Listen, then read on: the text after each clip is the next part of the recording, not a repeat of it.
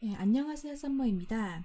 이번 영상은 나쁜 남자, 나르시시스트, 소시오패스 등 비구인 인격장애를 가진 사람과 연애를 하고 나서 이제 극심한 트라우마를 가지고 계신 분들을 위한 그 두 번째 영상입니다.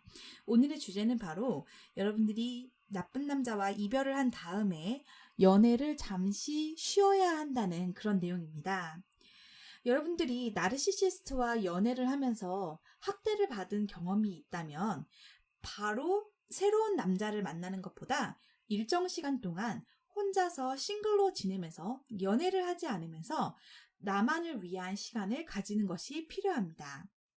여러분들이 나르시시스트와 연애하는 동안 정서적인 폭력, 언어적인 폭력, 그리고 어떤 분들은 신체적인 폭력까지 받은 분들도 계실 거예요. 그래서 이러한 내가 폭력을 경험한 상태에서 다시 새로운 연애를 한다는 것은 사실은 쉬운 일은 아닙니다. 우리가 굉장히 공격적이고 또 정서적으로 굉장히 조종을 당하기도 하고 또 강한 통제를 당하기도 하고 또 어떤 분들은 나의 다른 소중한 친구들이나 가족들로부터 고립되어 있는 그런 형태까지도 경험한 분들도 있을 것입니다. 이런 말도 있어요. 이별을 위해서 힘든 사람은 새로운 사람을 만나서 그 아픔을 잊어라 라는 이야기가 있는데 사실은 이것이 모두 다 통용될 수 있는 부분이 아닙니다. 왜냐하면은 나르시시스트와의 관계를 맺은 사람들은 트라우마를 가지고 있기 때문에 먼저 이 트라우마를 극복하는 과정이 필요합니다. 사실은 우리는 스스로 내가 예전 남자친구로부터의 관계에서 이 트라우마를 내가 다 극복을 했는지 그리고 다시 연애를 시작해도 되는지에 대한 확신이 없으실 거예요. 그래서 정말 이 많은 데이트 폭력 생존자들, 이 피해자분들은 내가 누군가와 다시 연애를 한다는 것 자체가 굉장히 피곤하고 지친다. 그러니까 자신이 없다. 이런 생각도 들 수가 있습니다. 그래서 우리가 정말 심각한 트라우마를 경험한 분이라면 일정 기간 동안에는 연애를 하지 않는 것을 추천드립니다.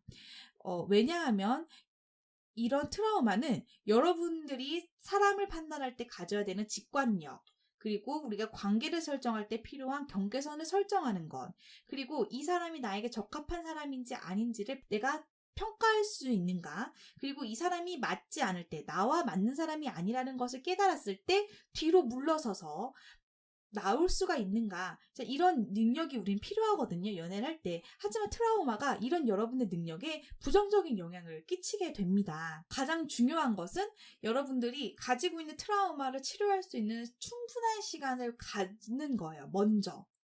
자, 왜냐하면 이 트라우마가 완전히 치유가 되지 않는 상태에서 여러분들이 연애를 한다면 자, 건강하고 좋은 사람을 만난다고 하더라도 여러분들은 그 관계에서 만족을 느끼지 못하는 거예요. 이 사람을 만났을 때 충분히 떨리는 게 없어. 이 사람은 나에게 충분한 관심, 충분한 사랑을 주지 않아. 한눈에 반하는 운명적인 그런 감동이 없어. 라고 생각을 하면서 건강한 사람과의 관계를 이어나가지 못하거나 또는 다시 정서적인 학대자를 만나서 이 트라우마를 다시 반복하게 될 가능성이 있습니다.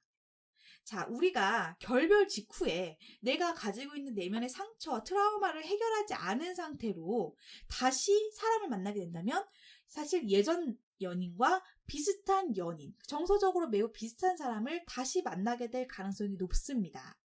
그래서 우리가 그냥 가벼운 마음으로 만난다. 나는 진지한 연애가 아니다. 진지한 관계를 고려하지 않는다라고 생각을 하고 가벼운 만남을 가질지라도 우리가 생각하는 어떤 이상형, 그러니까 이성에 대한 기준을 다시 재평가해야 하고 재정립해야 합니다. 그리고 이 사람이 행동이 이상하다. 이 사람이 학대자인 조짐이 보인다고 했을 때 바로 내가 이 사람으로부터 독립이 되어서 빠져나올 수 있는 그러한 감각도 길러야 합니다. 여러분들이 가지고 있는 어떤 잘못된 기준, 너무나도 운명적인 사랑을 만난다. 너무나도 운명적인 사람, 혹은 내 문제를 다 구원해주고 해결해줄 수 있는 사람이라든지 너무 내가 가지고 있는 이성에 대한 기준이 사실 너무 현실적이지 않을 수가 있거든요. 그래서 이것을 다시 내가 조정하는 시간이 반드시 필요합니다.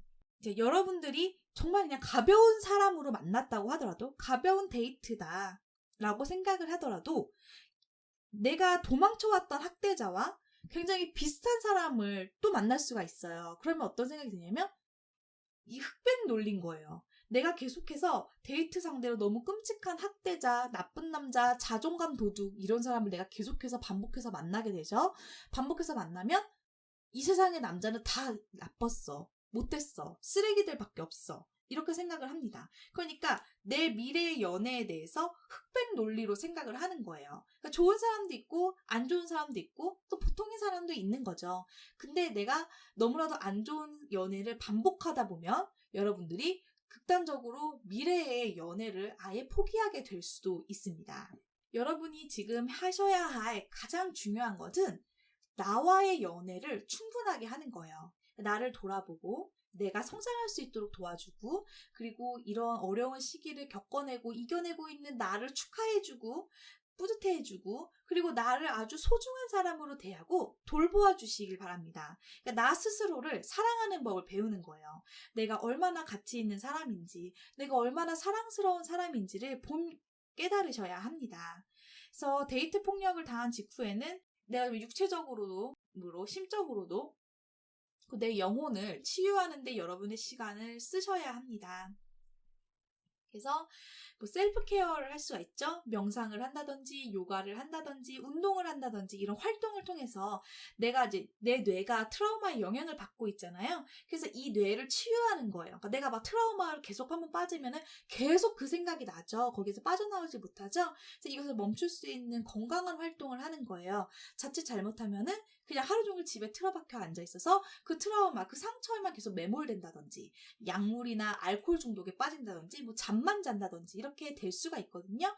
그래서 굉장히 건강한 활동을 통해서 내 뇌가 그 트라우마로부터 벗어나서 치유할 수 있도록, 힐링될 수 있도록 해주셔야 합니다. 그리고 정말로 이걸만으로 내가 너무 힘들다 하시면 이 트라우마를 전문으로 하는 상담사를 만나서 새로운 연애를 시작하기 전에 이 트라우마를 해결하시면 좋을 것 같습니다. 그래서 제가 정말 안타까운 경우는 분명히 힘들어했어요. 예전 연인으로 인해서 굉장히 힘들어했음에도 불구하고 내가 혼자 있는 시간을 안 두고 계속해서 또 새로운 연애를 하는 거예요. 그럼 이게 또 건강하지 못한 상태에서 내 마음이 건강하지 못하니까 또 그런 상태에서 연애가 또 끝나버리죠. 그러면은 또 다시 잠시 자신을 쉬고 나를 돌아볼 시간을 줘야 되는데 또 다시 새로운 사람을 또 만납니다. 이렇게 해서 점점 내가 사람을 만나는데 절박해지는 거예요.